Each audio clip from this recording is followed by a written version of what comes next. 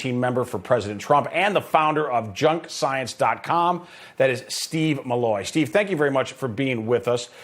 Before we talk about Joe Biden, I want to talk about his former boss, about Barack Obama, because he has been chiming in on matters of climate lately. Let's have a listen. I recognize we're living in a moment when international cooperation has waned. A moment of greater geopolitical tension and stress, in part because of the pandemic, in part because of the rise of nationalism and tribal impulses around the world. And yes, in part because of a lack of leadership on America's part for 4 years on a host of multilateral issues.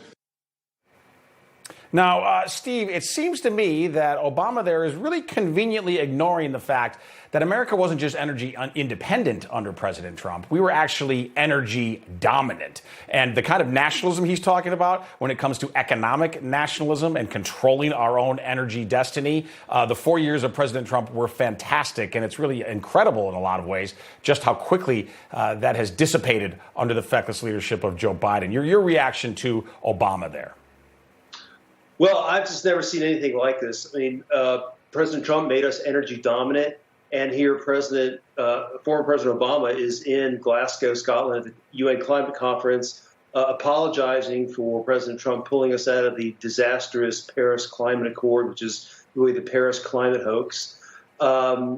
He was terrible for our energy industry. President Trump was great. Now President Biden is going back to the Obama playbook. The Obama playbook was to destroy the coal industry, which they did. Now they want to destroy the oil and gas industry. And, we're going to pay higher oil prices. Biden doesn't care. He's a millionaire.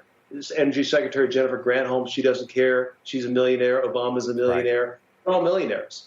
We're paying $4 or $5 a gallon for gasoline. They don't care. No, they sure don't. And by the way, we're going to play some tape of Granholm in just a moment. But first, regarding Obama, I want to ask you this as well, because you mentioned, of course, how incredibly wealthy he is. This community organizer who never had a real job before he got into politics is now fabulously wealthy. And part of that wealth is the fact that he owns a massive beachfront mansion, right? If he truly believed in climate change, number one, he wouldn't want to have such a huge home that uses up such an enormous amount of energy, right, just to operate. But number two, if he really believed in so-called climate, in the climate hysteria, he wouldn't want to live right on the ocean, which would allegedly soon swallow up his property. Isn't that correct? Well, right. All these people are just huge climate hypocrites. I mean, Al Gore was the first. Obama is just the latest. Yeah, he's got this huge Martha's Vineyard estate right on the water. He's terrifying everybody about sea level rise, which is, only about 3 millimeters a year, which has been constant for basically the last 150, 200 years. But nevertheless, we're trying to scare everybody about it.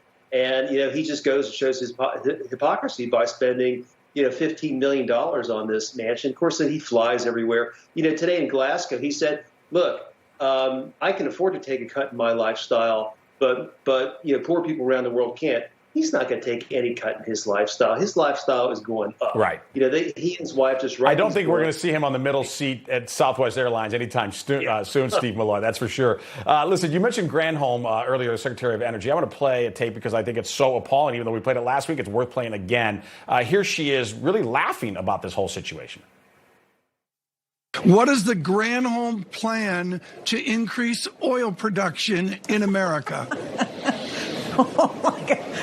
That is hilarious. Would that I had the magic wand on this. As you know, of course, oil is a global market. It is controlled by a cartel. That cartel is called OPEC, and they made a decision yesterday that they were not going to increase beyond what they were already planning.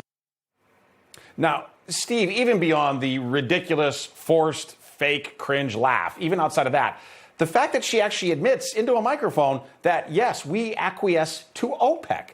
How is that possibly the strategy of the Secretary of Energy of the greatest republic in history of the United States? Well, I think first we have to note that, under President Trump, the United States was in charge of oil and oil prices, and so much so that, the price of oil went to near zero at the beginning of COVID. But, since President Biden became president, he's been conducting a war on oil and gas, shutting down pipelines, intimidating oil producers from coming online, and this has re-empowered OPEC. Right. And so Jennifer Granholm is now wants to take us back to the 1970s, where our lives were made miserable by OPEC for the next few decades until fracking came along.